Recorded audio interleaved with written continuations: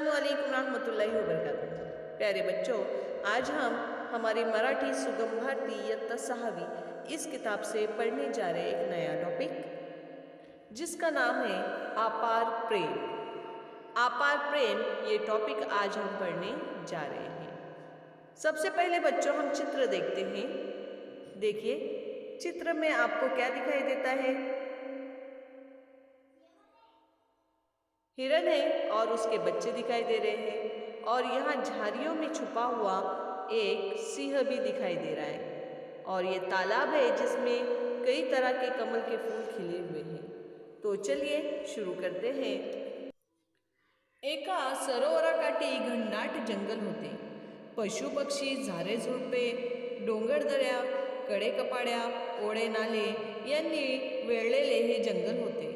गुहा, घरटी, बिळे, वाळू आणि जाळी अशी सर्व पशुपक्ष्यांची घरे या जंगलात होती. या जंगलातील सरोवर नेहमी कमलांनी फुललेले असायचे, म्हणून या जंगलाचे नाव पडले कमलवन.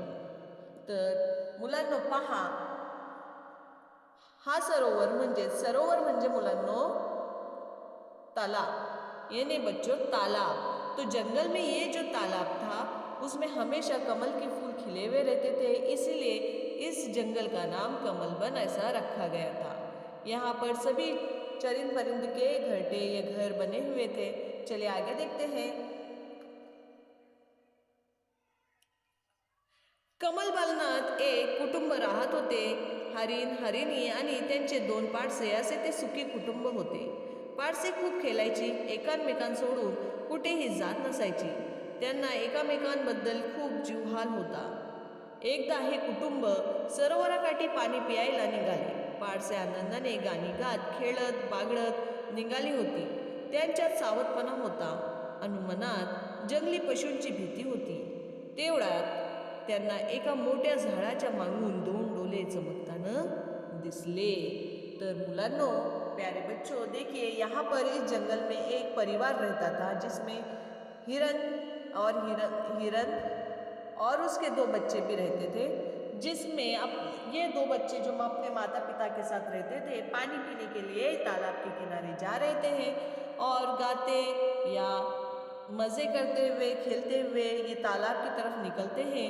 अचानक बड़े दरख्त के पीछे से उन्हें 2 आंखें चमकती हुई दिखाई देती हैं. आगे देखते हैं. मागे वाघ उभा होता. कुटुंबाला कळून चुकले की आता चौघांपैकी एकाला मरावे लागणार. जब उन्होंने देखा तो बड़े दरख्त के पीछे जो चमकती हुई आंखें थी वो किसकी थी? शेर की थी. अब उनको समझ में आ गया था हम चारों में से एक को मरना है. तो सबसे पहले जो माँ थी उसने कहा. हरिण म्हणाली, तुम्ही तिघे निघून जा, मी मागून येते. माँ ने क्या कहा कि तुम तीनों निकल जाओ, मैं पीछे से आती हूँ. हरिण म्हणाले, नको नको, तुम्ही तिघे जा, मी मागे राहतो. बच्चों के पिताजी जो थे उन्होंने कहा कि नहीं नहीं, तुम पहले आगे चले जाओ, मैं पीछे रहता हूँ. एक पाडस म्हणाले, नको नको, तुम्ही सगळे निघून जा, मी मागे राहतो, म्हणजे तुमचं एखादं बाल तरी वाचेल. अब जो छोटा बच्चा था उसने कहा कि तुम लोग तीनों निकल जाओ, मैं पीछे रहता हूँ. क्यों? ताकि तुम्हारे पास एक बच्चा तो बच जाएगा. आगे देखते हैं अब क्या होता है. वाघाने त्यांचं संभाषण ऐकलं. तो समोर आला. हरणीचे कुटुंब थरथर कापायला लागले. वाघ म्हणाला, घाबरू नका, मी तुम्हाला अभय देत आहे. प्यारे बच्चों, अभय ये नया लफ्ज़ है आपके लिए. अभय के माने होते हैं मैं आपको भरोसा देता हूँ या मैं आपको विश्वास देता हूँ कि मेरी वजह से तुम्हें कोई तकलीफ नहीं होगी. तुम्ही एकामेकांवर किती प्रेम करता. सगळ्यांच्या हृदयात एकमेकासाठी त्याग करण्याची भावना आहे.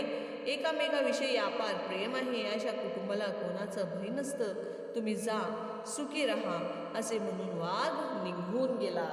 तो प्यारे बच्चों, जब शेर ने इनकी बातें सुनी कि ये परिवार एक दूसरे के लिए जान देने के लिए भी तैयार है, तो उसने कहा कि आप लोग मुझसे मत डरो. जिस परिवार में एक दूसरे के लिए इतना प्यार और इतनी भावनाएं हैं, जो एक दूसरे के लिए जान देने के लिए भी तैयार होते हैं, ऐसे परिवार को कोई क्या नुकसान पहुंचाएगा. ये कहकर शेर ने उनको दुआएं दी कि आप लोग जाइए और हमेशा खुश रहिए। ऐसा कह के शेर वहाँ से चला गया। तो प्यारे बच्चों, ये स्टोरी आपको कैसी लगी यह हमें कमेंट्स बॉक्स में ज़रूर बताइए और अपने दोस्तों के साथ शेयर करना न भूलें।